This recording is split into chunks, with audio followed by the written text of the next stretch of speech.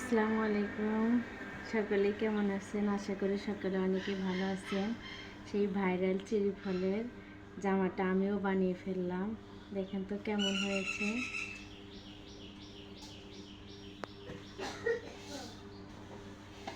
নিজের হাতে কাজটা করলাম।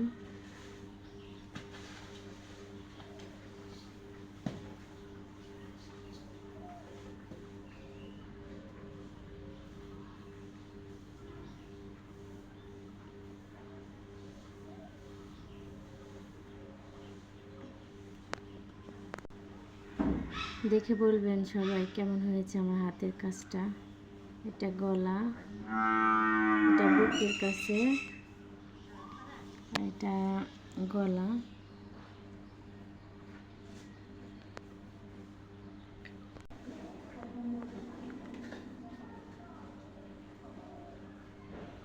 আমার ছোট বাবুর জন্য জামাটা বানিয়েছি।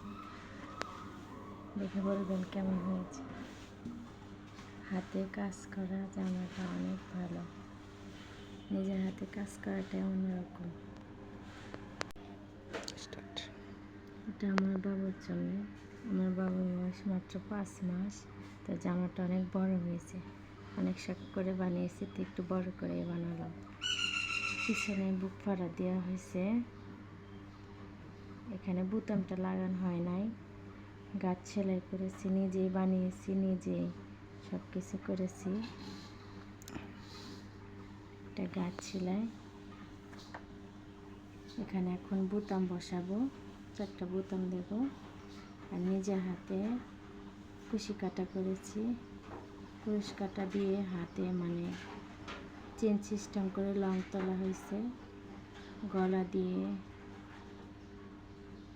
দিয়ে হাতা দিয়ে আর নিচে সাইড পুরাটাই এরকম করে করা হয়েছে আর কি।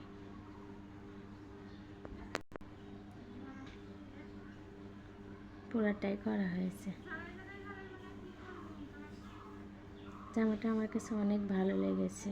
সেই ভাইরাল চেরি ফলের জামা তো দেখেছি একবার, না বানালে একটু ভালো লাগলো না। তার জন্য তাড়াতাড়ি কাপড়টা এনে কেটে তারপরে তাড়াতাড়ি করে হাতে কাজটা করলাম।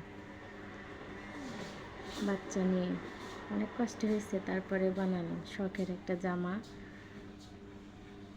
শখের জামা বানানোটাই অন্যরকম। সবাই এরকমভাবে বানাবেন। আশা করি সকলে অনেক ভালো থাকবেন। আর আমার জামাটা কেমন হয়েছে বলে যাবেন। আর আমার জন্য সবাই দোয়া করুন, বিশেষ করে আমার বাবুর জন্য দোয়া করুন। বাবুটা অনেক অসুস্থ ছিল, অনেক কষ্ট পেয়েছে, আবার ঠান্ডা লেগেছে, আর ঘামটা সারেই না এখনও। একটু সবাই আমার বাবুর জন্য দোয়া করবেন, এটা সবার কাছে অনুরোধ। সবাই ভালো থাকবেন। আসসালামু আলাইকুম, আল্লাহ হাফেজ।